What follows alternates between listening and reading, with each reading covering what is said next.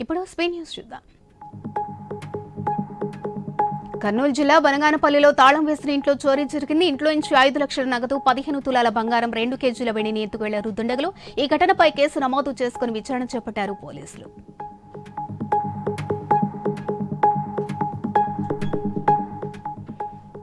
బాపట్ల జిల్లా అద్దంకి మండలం సింగరకొండపాలెంలోని శ్రీ ప్రసన్న ఆంజనేయ స్వామి వార్షిక తిరునాళ్లపై అన్ని శాఖల అధికారులతో ఆర్టీఓ సమీక్షించారు. 12 నుంచి 3 రోజుల పాటు జరిగే ఉత్సవాలపై దిశానిర్దేశం చేశారు.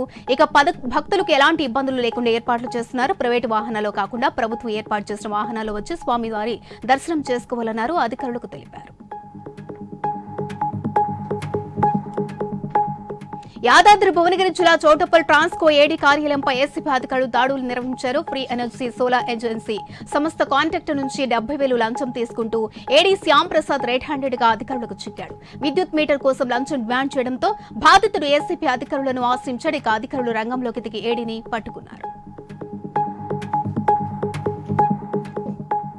కామారెడ్డి మున్సిపల్ కార్యాలయం ధర్నా నిర్వహించారు. ముందుగా కాంట్రాక్ట్ కార్మికులు అవుట్ సోర్సింగ్ వర్క్స్ యూనియన్ ఆధ్వర్యంలో ఈ ధర్నా జరిగింది. 3 నెలలుగా వేతనాలు చెల్లించడం లేదని, తమ వేతనాలు వెంటనే చెల్లించాలని డిమాండ్ చేశారు. ఇక తొలగించిన కార్మికులను విధుల్లోకి తీసుకోవాలని కోరారు.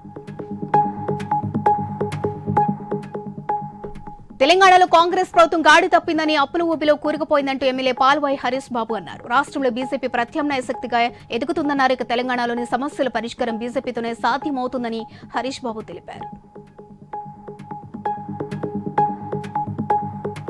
భద్రాచలంలో శ్రీరామనవమి బ్రహ్మోత్సవాలకు ఏర్పాట్లపై అధికారులతో కలెక్టర్ జితేష్ పాటిల్ సమావేశమయ్యారు. ఏర్పాట్లపై అధికారులతో సమీక్షించారు. ఇక మీటింగ్ తర్వాత ప్రాంగణం కళ్యాణం జరిగే మిథిలా స్టేడియం ప్రాంగణాన్ని కలెక్టర్ అధికారులు పరిశీలించారు.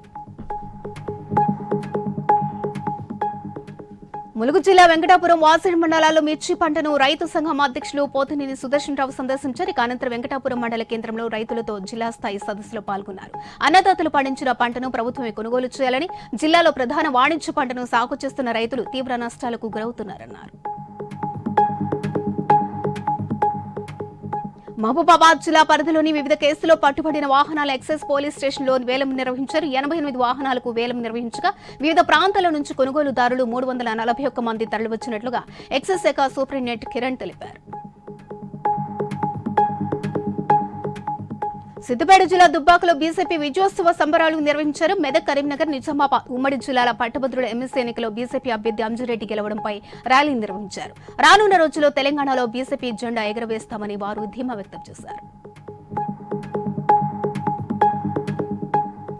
సీతారామ ప్రాజెక్టు నుంచి రాజీవ్ కెనాల్ ద్వారా 3 పంప్ హౌస్లకు ఏకకాలంలో ఆన్ చేసి రాజీవ్ కెనాల్ ద్వారా సాగర్ ఎడమ కాలువకు నీటిని విడుదల చేశారు అధికారులు. నీటి విడుదలపై రైతులు ఆనందం వ్యక్తం చేశారు. ఇక బీఆర్ఎస్ ఆధ్వర్యంలో రైతులు గోదావరి నీళ్లకు పూజలు చేశారు. కేసీఆర్ తోనే ప్రాజెక్టు సాధ్యమైనట్టు నినాదాలు చేశారు. హైదరాబాద్ లో డబుల్ బెడ్రూమ్ ఇళ్లు ఇప్పిస్తామని జనాలు మోసం చేస్తున్న వారిని పోలీసులు అదుపులోకి తీసుకున్నారు. వారి దగ్గర నుంచి నకిలీ డాక్యుమెంట్లు 20,000ను స్వాధీనం చేసుకున్నారు. హైదరాబాద్ రావిరియాలో ఔటర్ రింగ్ రోడ్ లో రోడ్డు ప్రమాదం జరిగింది. మొక్కలకు నీరు పోస్తున్న వాటర్ ట్యాంకును కారు ఢీకొట్టింది. ఈ ఘటనలో అక్కడికక్కడ 2 మృతి చెందారు. ఈ ఘటనపై కేసు నమోదు చేసుకుని దర్యాప్తు చేపట్టారు పోలీసులు. అంబేద్కర్ కోనసీమ జిల్లా కొత్తపేటలోని sub division police station SP B Krishnarao పరిశీలించారు. గత 3 ఏళ్లుగా కేసులన్నింటినీ పరిశీలించామని, కేసులకు అనుగుణంగా సూచనలు చేయడం జరిగిందని ఎస్పీ తెలిపారు. ఇక జిల్లా వ్యాప్తంగా 960 సీసీ కెమెరాలతో నిఘా పెట్టామని తెలిపారు ఆయన.